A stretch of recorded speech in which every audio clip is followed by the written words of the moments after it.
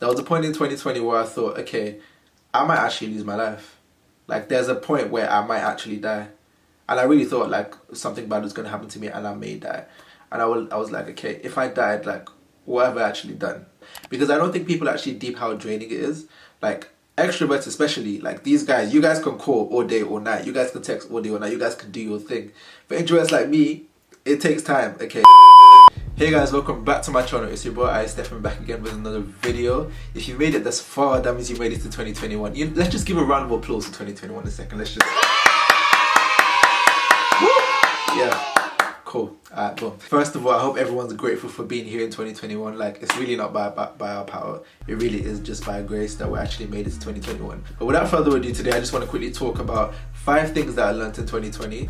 5 things that I actually didn't deem important until I actually reflected upon them. And upon looking at them, they were actually important in getting me through 2020. Okay, the first thing I want to say, you don't have to be everybody's savior, okay? It's not by force that you should save everybody. First, love yourself before you can love others. There's no way you can love others the way you love yourself if you can't love yourself that same way. What? Bro, what are you talking about, man?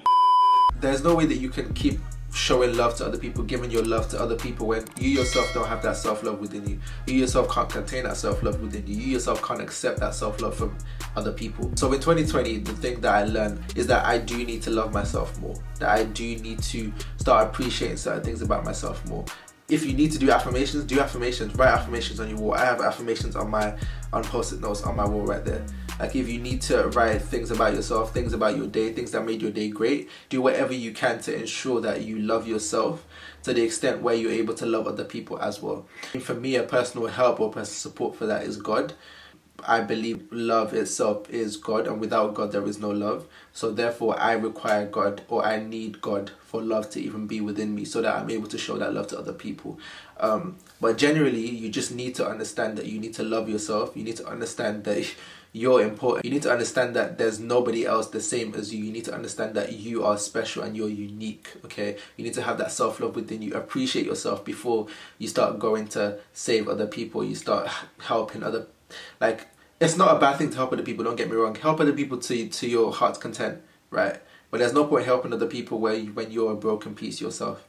Secondly, step out of your comfort zone, right? There was a point in 2020 where I thought, okay, I might actually lose my life. Like, there's a point where I might actually die. And I really thought, like, something bad was going to happen to me and I may die. And I was like, okay, if I died, like, what have I actually done? Like, have I actually stepped out of my comfort zone to do something fun? To do something that I would want to do? And that actually pushed me to do YouTube. Funny story. It also pushed me to do my photography, which I wanted to do as well. And as I was going through 2020, I was looking through the things that I'm doing. And I was looking through, am I actually doing things that I want to do? Or am I doing things more because I want to help other people? And through looking through it, I can see that when you help other people to the extent where you're not helping yourself, it can be very draining for yourself. There needs to be a point, there needs to be a situation where you can step out of your comfort zone and do things where you may not necessarily have the talent for. You may not necessarily be a confident speaker, you may not necessarily have the skills for photography. But yes, stepping out of your comfort zone and doing those things will help you in the long run. Maybe you don't have the talent now, but you can develop that skill. You can develop that talent. And eventually you can come to the point where you look back and you're like, wow, this is really where I came from. Or even when you start, for example, I started YouTube and I'm not going to say I'm like successful, this, that, but I'm having fun. I'm enjoying myself. The worst thing that can happen to you when you step out of your comfort zone is that you fail. That's literally the worst thing that can, and so what, you fail, okay, cool, move on. That's literally it. Like, it's not, you don't die from stepping out of your comfort zone. That's not it. And as an introvert to fellow introverts out there, honestly, step out of your comfort zone. It's actually the best thing that you could ever do. If you want to start YouTube, go for it, start YouTube. If you want to go X Factor, don't do the voice to sing, go, do your thing.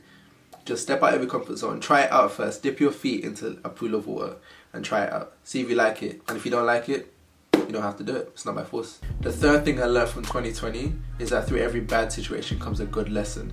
Now, I'm not saying that I had as bad as an experience as somebody else. I'm not taking that away from anybody else, right? Experiences are relative, right? But through the experiences that I received throughout 2020, I can say that I did not have the best experience, right? Mentally, physically, I can say that I did not have the best experience. Most of us didn't have the best experience, right? But from everything that went on in 2020, I can say that I learned some major life-changing lessons throughout the whole period. I learned more about myself. I learned more about my flaws. I learned more about my religion. I learned more about my truth. I learned more about certain things about myself, about other people. I learned about certain ways that I interact with other people, certain things that drain me, this and that. I learned how to better myself in the end. When bad things happen, good things usually come out of it in the end. Like, it may not happen instantly, it may not happen a month after, 2 months after, a week after, 2 weeks after. It may take a while, but good things eventually come out of it. And then you sit back and you look back and you're like, wow, if that event didn't happen to me, where would I be right now? The fourth thing I learned from 2020, right, was you don't have to have an explanation for everything, okay? It's not by force you have an explanation for not texting back. It's not by force you have an explanation for not calling back. It's not by force you have an explanation for not reaching out in a long time. It's not by force. You may be going through things. You may be going through things that you don't want to tell anybody else about, right? It's not by force that you now go out of your way and start texting people when you're a broken piece yourself, and start calling people when you're a broken piece yourself, and you're trying to help people when you're a broken piece yourself. You don't have to have an explanation for everything. It's not by force. It's really not by force. In fact, you don't even have to be an introvert to know. People need to understand how draining it is, especially when you're not in the right space to be able to text back, to be able to call back, to be able to do certain things that you didn't used to do. If something has changed, it should be an indication that something's up, right? It's not by force that you don't have to go out of your way to maintain that same state that you were in. It's not by force. And lastly, this is more faith-based, but God actually always provides what you need and not what you want, alright? Because the truth is, what you want is not necessarily what you actually need. Various things have happened from 2000 and whatever I was born all the way up to now 2021 that we're in. Various things have happened, right? And various things should not have aligned the way they should have aligned, but yet they did, right?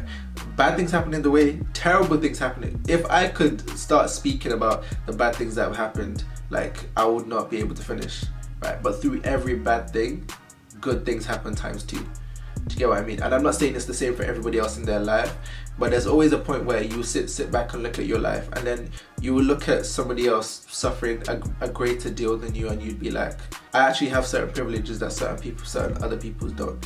And that will enable you to reflect on certain good things that you have and certain good things that have actually happened in your life. Certain things that you've maybe missed out just because bad things have overshadowed the good. So yeah, God always provides. He always gives you what you need. What you need and not what you want. Always what you need and not what you want. But yeah, those are the 5 things I learned in 2020.